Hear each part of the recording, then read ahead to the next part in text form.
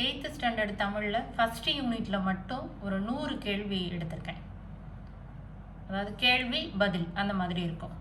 படிக்கிறதுக்கு கொஞ்சம் ஈஸியாக இருக்கும். அதாவது லெசனை ஃபுல்லாக நடத்துறதுக்கு இது கொஞ்சம் ஈஸியாக இருக்கிற மாதிரி இருந்துச்சு. அதனால் இந்த மாதிரி எழுதுவோம் அப்படின்னு சொல்லிட்டு ஒரு யூனிட்டில் 100 கொஸ்டின் 8th தமிழில் மட்டும். வைப்பு அப்படின்னா பொருள் என்ன? நிலப்பகுதி. வைப்புன்னா நிலப்பகுதி. சூழ்களி அப்படின்னா சூழ்ந்துள்ள அறியாமை இருள்னு அர்த்தம். அதாவது இது பாடல் வரியிலேருந்து கேட்குற கேள்வி தான். அப்போ பாடல் வரிகளை நீங்கள் புத்தகத்தை பக்கத்தில் வச்சுட்டு என்ன செஞ்சிடணும்னா அந்த பாட்டு வரிகளை ஒரு தடவை ரீட் பண்ணிவிட்டு அதுக்கப்புறம் இதை படிக்க ஆரம்பிக்கணும். அடுத்தது, சிந்துக்கு தந்தை செந்தமிழ் தேனி, புதிய அறம் பாட வந்த அறிஞன், மரம் பாட வந்த மறவன் அப்படின்னு புகழப்பட்டவன் யாருன்னா பாரதி. சொன்னவர் யாருன்னா பாரதிதாசன். கேள்வி எங்கே இருக்குன்னா, அந்த புதிய அறம் பாட வந்த அறிஞன், மரம் பாட வந்த மறவன் யார்? பாரதி. பாரதியை புகழ்ந்தவர் யார்? பாரதிதாசன். ஓகே, அதுக்கு அடுத்தது அவருடைய இதழ்கள் இந்தியா, விஜயா. பாரதி நடத்திய இதழ்கள் 2, இந்தியா, விஜயா. நிறையா பத்திரிகை நடத்திருக்கிறாரு. ஆனால் இந்த 8th தமிழில் கொடுத்துருக்குது இந்த 2 பத்திரிகை தான். ஆழிக்கு இணை இந்த தலைப்பில் பாடல் எழுதுகிறவர் யாருன்னா சந்த கவிமணி தமிழ் அழகனார். ஆழி இணை ஞாபகத்தில் வச்சுக்கோங்க. சந்த கவிமணி தமிழ் அழகனார். Very good. அடுத்தது பாருங்களேன், தமிழை அமுதோடும் நிலவோடும் வானோடும் ஒப்பிட்டு பாடியவர் யாருன்னா பாரதிதாசன். இதுதான் கேள்வி. ஓகே, தமிழ் மொழியை, ஏன்னா பாரதியை பற்றி படிக்கிறோம், அதுக்கு அடுத்தது சந்த கவிமணியை பற்றி படிக்கிறோம். இதுக்குள்ளே யார் வராருன்னா பாரதிதாசன் பற்றின ஒரு கொட்டேஷன் அங்கே இருக்குது. தமிழை அமுதோடும் நிலவோடும் வானோடும் ஒப்பிட்டு பாடியவர் யார்? பாரதிதாசன். அடுத்தது பாருங்களேன், இரட்டுற மொழிதல் மூலம் தமிழை கடலுடன் ஒப்பிட்டு பாடியவர் சந்த கவிமணி தமிழ் அழகனார். ஓகேவா? அவருடைய இயற்பெயர் சண்முக சுந்தரம். அதை ஞாபகத்தில் வச்சுக்கோங்க. ஏன்னா அங்கே ஆப்ஷன் சந்த கவிமணி தமிழ் அழகனார் இல்லாமல் வெறும் சந்த கவிமணி மட்டும் இருக்கலாம், இல்லை தமிழ் அழகனார்னு இருக்கலாம், அப்படி இல்லைன்னா சண்முக சுந்தரம்னு இருக்கலாம். இரட்டுற மொழிதல் மூலம் தமிழை கடலுடன் ஒப்பிட்டு பாடியவர். மேலே தமிழை அமுதோடும் நிலவோடும் வானோடும் ஒப்பிட்டு பாடியவர் பாரதிதாசன். இரட்டுற மொழிதல், அதாவது 2 மீனிங் இருக்கும். ஓகேவா? தமிழை கடல்.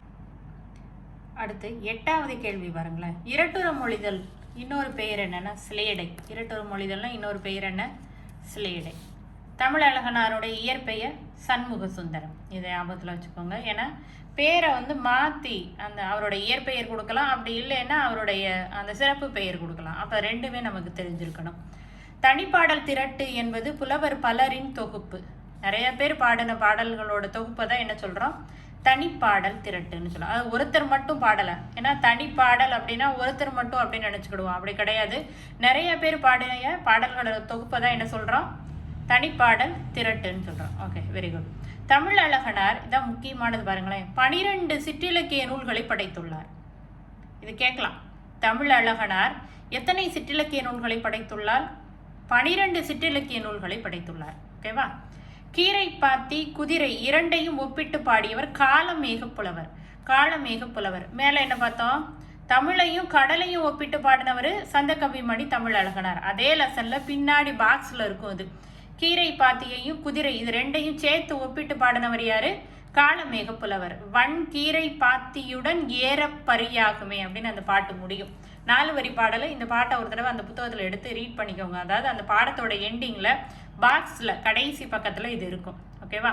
கீரை பாத்தி குதிரை 2ஐயும் ஒப்பிட்டு பாடினவர் யாரு? காளமேக புலவர். அதுக்கு அடுத்தது கொஞ்சம் வேகமாக போயிடலாம். 13 மெத்த அணிகலன் அப்படின்னா மிகுதியான வணிக கப்பல்களை குறிப்பது தான் மெத்த அணிகலன். ஓகேவா? மெத்த அணிகலன்னா 5 பெருங்காப்பியங்கள். இதுக்குரிய சின்ன டிஃப்ரென்ஸ் பாருங்களேன். மெத்த வணிகலன்கிறது எதனுடைய பொருள்? மிகுதியான வணிக கப்பல்களை குறிக்கும். அணிகலன்கிறது 5 காப்பியங்களை குறிக்கும். ஓகேவா?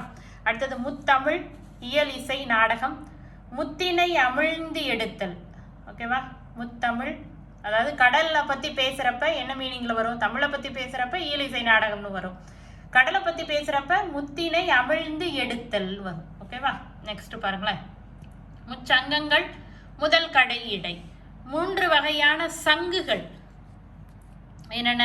வெண் சங்கு, சலஞ்சலம், பாஞ்சசன்யம். 3 வகையான சங்குகள்: வெண் சங்கு, சலஞ்சலம், பாஞ்சசன்யம். ஓகே, 16வது பாருங்களேன், எழுத்துக்களினுடைய வரி வடிவங்கள் மொழிக்கு மொழி என்ன செய்து மாறுபடுது. எழுத்துக்களினுடைய வரி வடிவம் மொழிக்கு மொழி மாறுபடுகின்றது. அடுத்து 17வது கேள்வி. ஆரம்ப காலத்துல எழுத்து என்பது ஒளியையோ வடிவத்தையோ குறிக்காமல் பொருளின் ஓவிய வடிவமாக இருந்தது. இதை என்ன சொல்றோம்? ஓவிய எழுத்துன்னு சொல்றோம். ஓவிய எழுத்துனா என்ன? ஆரம்ப காலத்துல எழுத்துங்கிறது ஒளியையோ வடிவத்தையோ சொல்லாம பொருளின் ஓவிய வடிவமாக இருந்தது, டிராயிங்கா இருந்திருக்குது. ஓகேவா? அடுத்து 18வது கேள்வி. ஒவ்வொரு வடிவமும் வடிவத்திற்குரிய முழு ஒலியாக எதை குறிப்பதாக மாறியது? சொல்லை குறிப்பதாக மாறியது. Okay, good. ஒவ்வொரு வடிவமும் வடிவத்திற்கு உரிய முழு ஒலியாக சொல்லை குறிப்பதாக மாறியது. அதுக்கப்புறம் தான் அந்த சொல்லினுடைய ஓசையை குறிப்பதாக மாறியது. முதல்ல சொல்லு, அடுத்தது ஓசை. அது இப்படிதான் ஒரு ஒலிக்கு ஓர் எழுத்துங்கிற வடிவ நிலையை ஒலி எழுத்து வடிவ நிலைன்னு சொல்றோம். ஓகேவா? இதை நல்லா பார்த்துக்கோங்க.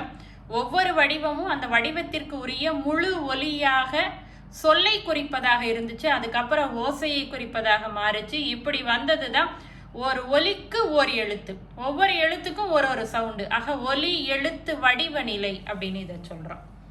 Okay, next 19. அச்சுக்கலை தோன்றியதுக்கு அப்புறம் தான் தமிழ் எழுத்துக்கள் நிலையான வடிவத்தை பெற்றன. தமிழ் எழுத்துக்கள் எப்போ நிலையான வடிவத்தை பெற்றன? ஆன்சர் என்னது? அச்சுக்கலை. ஆரம்ப காலத்துல இருந்து இப்போ வரைக்கும் என்ன செஞ்சுக்கிட்டு தான் இருக்கு? மாற்றம் இருந்து கொண்டுதான் இருக்கின்றது. ஓகேவா? அடுத்தது 20வது கேள்வி. தமிழ் எழுத்துக்களின் பழைய வரி வடிவங்கள் எங்கெங்கெல்லாம் இருக்கு? கோவில்கள்ல இருக்கக்கூடிய கருங்கல் சுவர்கள் பிளஸ் செப்பேடுகள். தமிழ் எழுத்துக்களின் பழைய வரி வடிவங்கள் எங்கெல்லாம் இருக்கு? கோவில் கருங்கல்லையும் அங்க இருக்கக்கூடிய செப்பேடுகள்லையும் இருக்கு. ஓகே. 21. கல்வெட்டுக்கள் எந்த காலத்துல இருந்து கிடைக்குதுன்னு சொல்றாங்க? கிமு 3ஆம் நூற்றாண்டு. கிமு 3ஆம் நூற்றாண்டுல இருந்து கல்வெட்டுக்கள் கிடைக்குது. 7ஆம் நூற்றாண்டிலிருந்து செப்பேடுகள் கிடைக்கின்றது. அதுதான் 22வது கேள்வி. இது ரெண்டையும் கொஞ்சம் கவனிச்சுக்கணும். கல்வெட்டு 3, செப்பேடு 7, கிமு 2மே. ஓகேவா? அடுத்து 23. கல்வெட்டுக்கள் செப்பேடுகள் ஆகியவற்றில் காணப்படும் வரி வடிவங்களினுடைய வகைகள் 2 இருக்கு. வட்டெழுத்து, தமிழ் எழுத்து. கல்வெட்டுக்கள், செப்பேடுகள் இதில் காணப்படக்கூடிய வரி வடிவங்களினுடைய வகைகள் எத்தனை? 2. ஒன்று வட்டெழுத்து, இன்னொன்று தமிழ் எழுத்து. ஓகே. அடுத்த கேள்வி. வட்டெழுத்து வளைந்த கோடுகளால் ஆன மிக பழைய தமிழ் எழுத்து. வளைந்த கோடுகளால் ஆன மிக பழைய தமிழ் எழுத்தை தான் என்ன சொல்றோம்? வட்டெழுத்துன்னு சொல்றோம். தமிழ் எழுத்துனா என்ன? இப்ப எழுதக்கூடிய தமிழ் எழுத்துக்களினுடைய பழைய வரி வடிவத்தை தான் என்ன சொல்றோம்? தமிழ் எழுத்துன்னு சொல்றோம். ஓகேவா? வட்டெழுத்துக்கும் தமிழ் எழுத்துக்கும் என்ன டிஃபரன்ஸ்ன்னு நம்ம பாயிண்ட் அவுட் பண்ணிக்கணும். அடுத்து 25. சேர மண்டலம், பாண்டிய மண்டலம் ஆகிய பகுதிகளில் 8லிருந்து 11ஆம் நூற்றாண்டு வரை கிடைக்கக்கூடிய அந்த காலகட்டத்தில் என்னென்ன எழுத்து கிடைச்சிருக்குன்னு சொல்றாங்க? வட்டெழுத்துக்கள் கிடைச்சிச்சுன்னு சொல்றாங்க. அதாவது அங்க இருக்கக்கூடிய அந்த காலத்துல கிடைக்கிற சாசனங்களின் மூலம் வட்டெழுத்துக்களை நம்மளால தெரிஞ்சுக்க முடியுதுன்னு சொல்றாங்க. யாருடைய காலம்? அதாவது சேரர்களும் பாண்டியர்களும் வாழ்ந்த காலகட்டம் 8லிருந்து 11ஆம் நூற்றாண்டு வரை. ஓகே. அடுத்து 26 பாருங்களேன். முதலாம் ராஜராஜ சோழனுடைய ஆட்சி காலம் 11ஆம் நூற்றாண்டுக்கு அப்புறம் கிடைக்கும் கல்வெட்டுக்கள்ல பழைய தமிழ் எழுத்துக்கள் இருக்கு. எப்ப? முதலாம் ராஜராஜ சோழனுடைய ஆட்சி காலம் 11ஆம் நூற்றாண்டுக்கு அப்புறம். ஓகேவா? மேல 8லிருந்து 11 வரைக்கும் சேரன் பாண்டியன் பார்த்தோம். 11க்கு அப்புறம் ராஜராஜ சோழன் பழைய தமிழ் எழுத்துக்கள். மேல வட்டெழுத்து. ராஜராஜ சோழனுடைய காலம் பழைய தமிழ் எழுத்துக்கள். இது ரெண்டையும் குழப்பிடக்கூடாது. நல்லா கவனமா பாயிண்ட் நோட்ஸ் எடுத்து வச்சுக்கோங்க. அடுத்தது 27 பாருங்களேன். கடைச்சங்க காலத்தில் தமிழகத்தில் எழுதப்பட்ட எழுத்துக்கள் எல்லாமே கண்ணெழுத்துக்கள்னு சொல்லப்பட்டன. கடைச்சங்க காலம் கண்ணெழுத்துக்கள். ஓகேவா? கண்ணெழுத்து படுத்த எண்ணு பல் பொதி. இந்த கண்ணெழுத்துக்களை பத்தி சொல்லக்கூடிய காப்பியம் எதுனா சிலப்பதிகாரம். இந்த மாதிரி கேள்வி கேட்கலாம். கடைச்சங்க காலம் கண்ணெழுத்துக்கள், கண்ணெழுத்துக்களை பத்தி பேசின காப்பியம் சிலப்பதிகாரம். ஓகேவா? இந்த 4 கேள்வி இதை கொஞ்சம் நல்லா பார்த்துக்கணும். திரும்ப திரும்ப ரீட் பண்ணிகிட்டே இருந்தீங்கன்னா வந்துடும். நெக்ஸ்ட் பாருங்களேன். தென் தமிழ்நாட்டில் கண்டுபிடிக்கப்பட்ட கல்வெட்டுக்களில் பிராமி வடிவத்துடன் தமிழி, தரமிழி, திராவிடி ஆகிய வரி வடிவங்கள் காணப்படும். அதாவது ஒவ்வொரு காலத்திலையும் ஒவ்வொரு வரி ஒவ்வொரு எழுத்தினுடைய அந்த வடிவ முறை வந்து என்ன செஞ்சுட்டே இருக்கு, மாறிக்கிட்டே இருந்திருக்கு. ஓகேவா? அப்ப தென் தமிழ்நாட்டுல கல்வெட்டுக்கள்ல உள்ள அந்த வரி வடிவத்தை என்ன சொல்றாங்க, பிராமின்னு சொல்றாங்க. அதோட சேர்த்து தமிழி, தரமிழி, திராவிடி இந்த வரி வடிவங்களும் இருந்ததாக சொல்லப்படுது. ஓகேவா? அடுத்து 30வது கேள்வி பாருங்களேன். சங்ககால கல்வெட்டுக்கள்ல இருக்கக்கூடிய வரி வடிவம் அசோகர் காலத்திய பிராமி வரி வடிவத்திலிருந்து வேறுபடுகின்றது. அசோகர் காலத்தினுடைய கல்வெட்டு வரி வடிவமும் சங்ககால கல்வெட்டு வடிவமும் மாறுபடுதுன்னு சொல்கிறாங்க. இந்த செய்தியை ஐராவதம் மகாதேவன் இவருடைய எர்லி தமிழ் எபிகிராஃபி அப்படிங்கிற நூலில் இதை பற்றி தெளிவாக சொல்லியிருக்கிறாரு. சங்ககால கல்வெட்டுக்களில் இருக்கக்கூடிய வரி வடிவமும் அசோகர் காலத்திய பிராமி வரி வடிவத்திலிருந்து வேறுபடுதுன்னு சொல்கிறாங்க. ஓகேவா? சொன்னவர் யார்? ஐராவத மகாதேவன் எர்லி தமிழ் எபிகிராஃபி அப்படிங்கிற நூலில், ஆய்வு நூலில் தெளிவாக சொல்லியிருக்கிறார். அடுத்தது 31.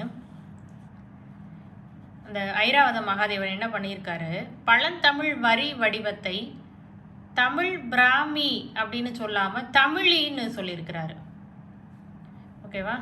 தமிழ் பிராமின்னு சொல்லாமல் தமிழின்னு சொன்னவர் யாருன்னா ஐராவதம் மகாதேவன். அவருடைய ஆய்வு நூல் எர்லி தமிழ் எபிகிராஃபி. சங்ககால கல்வெட்டுக்கள் இருக்கக்கூடிய வரி வடிவமும் அசோகர் கால கல்வெட்டுக்களினுடைய பிராமி வரி வடிவத்திலிருந்து மாறுபடுதுன்னு சொல்கிறாங்க. அடுத்தது 32. எழுத்துக்களினுடைய வரி வடிவ மாற்றங்கள் ஏற்பட எழுதப்படும் பொருள்களின் தன்மை, அழகுணர்ச்சி காரணங்களாக அமையுது. அதாவது எழுத்துக்கள் ஆரம்பத்தில் எப்படி இருந்துச்சோ அதே மாதிரி இப்போ எழுதலை, அதனுடைய வடிவத்தில் வந்து மாற்றம் இருக்குது. அதுக்கு காரணம் என்ன? எழுதப்படும் பொருள்களினுடைய தன்மை ப்ளஸ் அழகுணர்ச்சி, இது ரெண்டையும் ஞாபகத்தில் வச்சுக்கோங்க. எழுத்துக்களினுடைய வரி வடிவ மாற்றங்கள் ஏற்பட எழுதப்படும் பொருள்களினுடைய தன்மை ப்ளஸ் அழகுணர்ச்சி, இது ரெண்டும் காரணமாக அமையுதுன்னு சொல்கிறாரு.